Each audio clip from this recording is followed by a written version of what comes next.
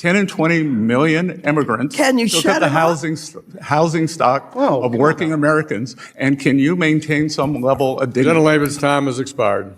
Guys. Is this about truth or just a moment for the cameras? Because what you're about to see doesn't feel like a serious hearing. It feels like a performance.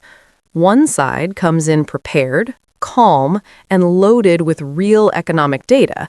The other, focused on control, interruptions, and landing a headline. You have a Treasury Secretary trying to walk through basic macroeconomics, clearly, patiently, step by step. But instead of a real exchange, it turns into a clash between facts and theatrics. And you can actually see the shift happen.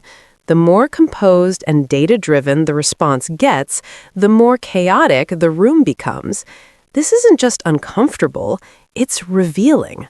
Watch closely, because by the end of this clip, you'll see exactly how a serious discussion gets completely derailed and who actually stays standing when the noise clears. Secretary Bessent, in the FSOC annual report, you stressed the importance of economic growth to promote financial stability. While you noted many ways you plan to deregulate Wall Street and plant the seeds for another crisis, you said little about the harms of inflation. I find this odd, as the president and you have finally began discussing in the media how the price of goods are way too high. Notably, you mentioned that tariffs may need to come down to lower costs for Americans. So I have a few questions about this. As a former hedge fund manager in 2004, and I don't want you to go into any long details about this, but did you write a letter to investors raising concerns about the impact of tariffs, writing that, quote, tariffs are inflationary? Did you say that at that time, yes or no? No. Okay, thank you. Okay, we have a New York Times article that, agrees that you said New York that. Times. Then last summer, when you testified before a Senate committee, you said, and I quote, "There is no inflation. Tariffs are not being passed on to consumers." You were quite definitive, and even claimed that critics had, quote, "tariff derangement syndrome." Well, those comments are at odds with the statement you made to investors that tariffs are inflationary. Again, I want to be clear, so just let me ask you, are tariffs inflationary, yes or no? According to the San Francisco Federal Reserve, with 150 years of data, Yes or no? Tariffs do not cause inflation. San Francisco Federal Well, Reserve. last November, as the Trump administration finally began to realize 150 years that of data. affordability issues in America are not a hoax, you told Fox News that the government was going to reduce tariffs on goods like coffee and bananas, and that doing so would, quote, bring the prices down very quickly. Mr. Secretary, why was that announcement even necessary?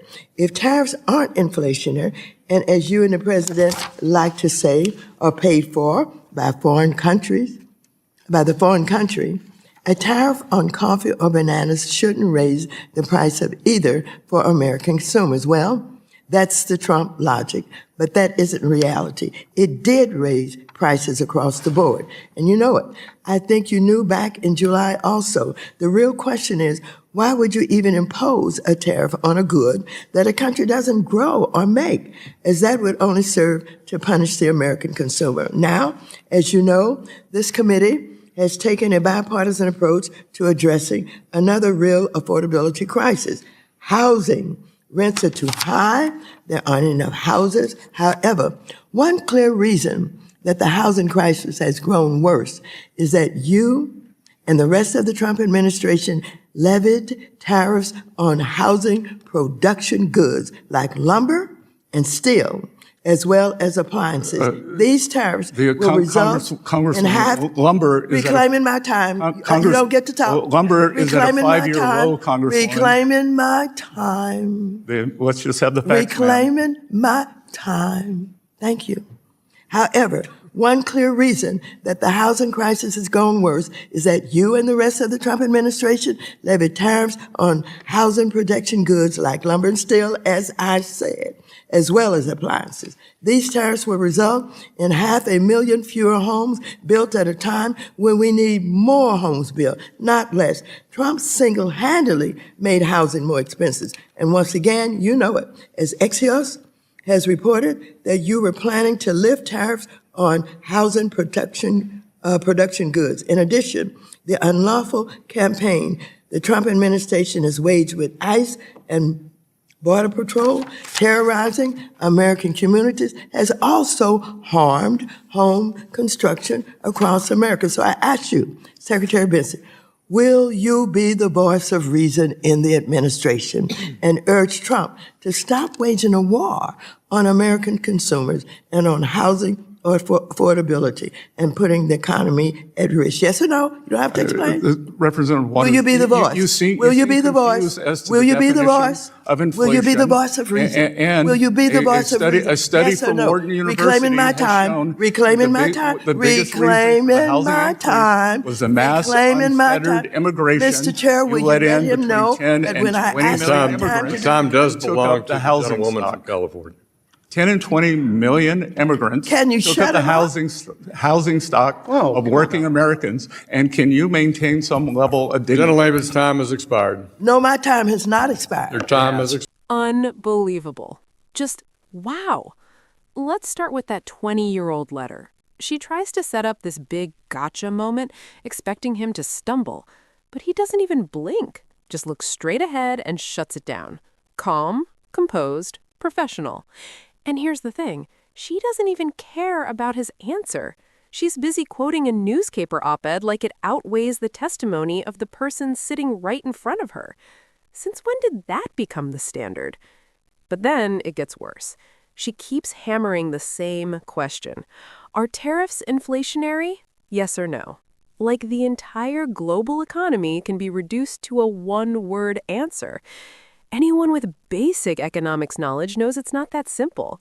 He tries to explain, even brings up long-term Federal Reserve data to add context, and she cuts him off. Doesn't want the explanation, doesn't want the audience to hear it.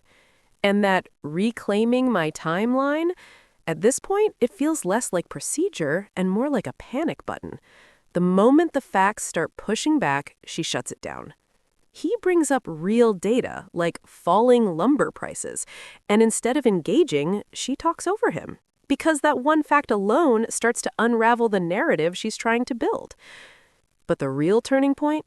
When he starts talking about housing demand and the bigger forces driving costs, you can feel the tension shift instantly. That's the moment she tries hardest to regain control, because now the conversation is going somewhere she doesn't want it to go. And through all of it, he stays steady. No outbursts, no loss of composure, just facts. By the end, it's not even about who won the argument. It's about who actually showed up for a real discussion and who came in looking for a script. So what do you think? Was she completely out of her depth, or was this all intentional?